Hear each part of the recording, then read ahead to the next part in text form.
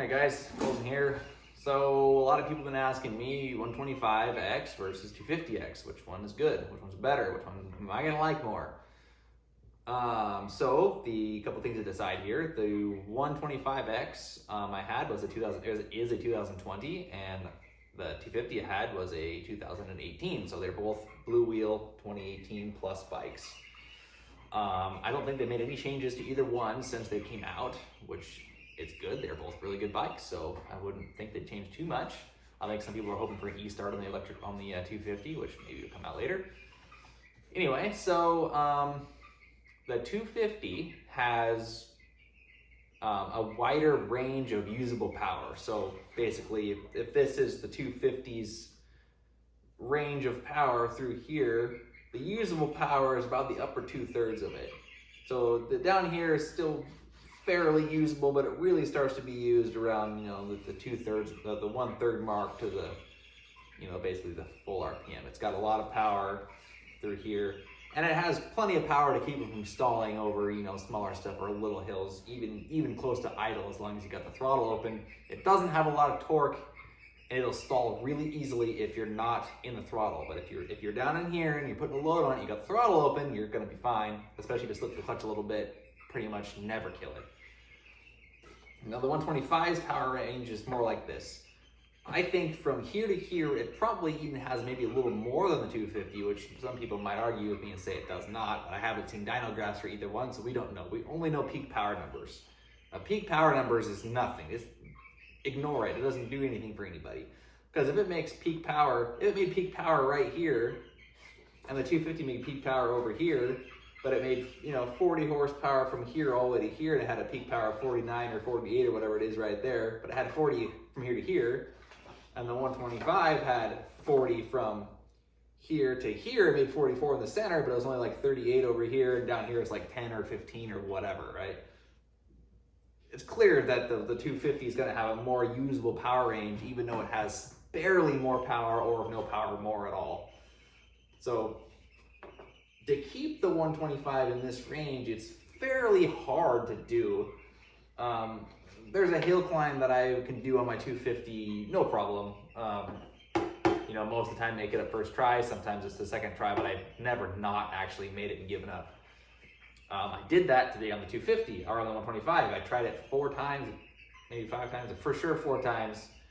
And I was gonna go for it the 5th time, so you know what? It's not worth it.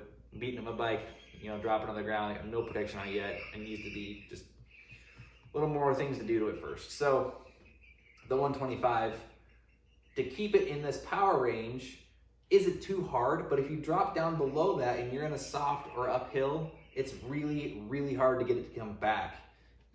You hold it just wide open and clutch a little bit to get the RPMs up there, and just feed it as much clutch as it'll take and stay in this range and still make momentum. It's really hard to do that, maybe even impossible in some situations. It just doesn't have the RPM band of power.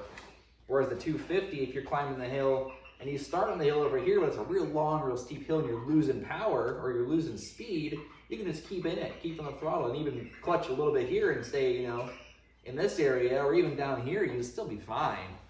But the 125, you can tell that there just isn't as much usable power. So the 125, is really good for tight technical, hard enduro stuff, no problem. My enduro cross course, it demolished my enduro cross course. I was really surprised at how well it actually did.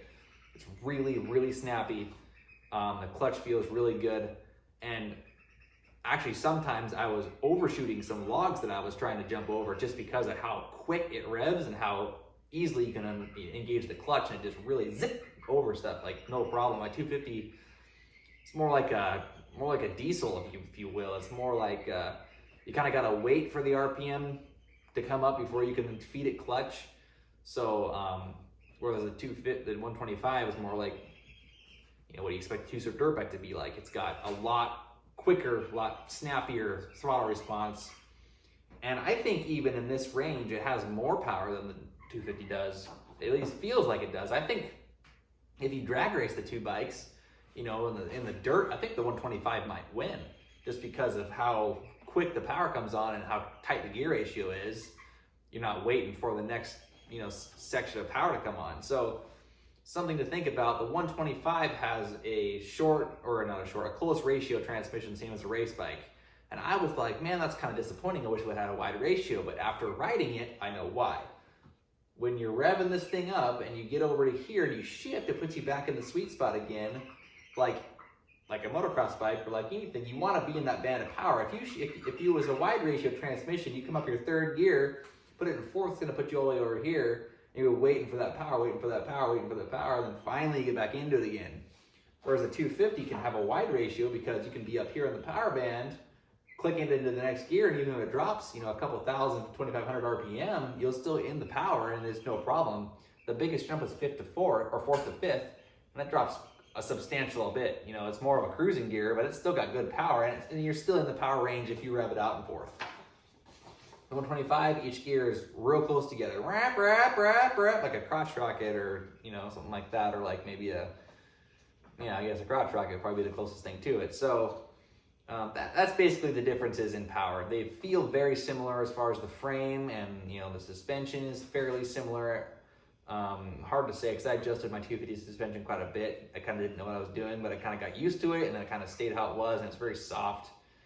I tried to leave the 125s alone as much as I can, and it's a lot stiffer, but I think it'll be better for me in the long run.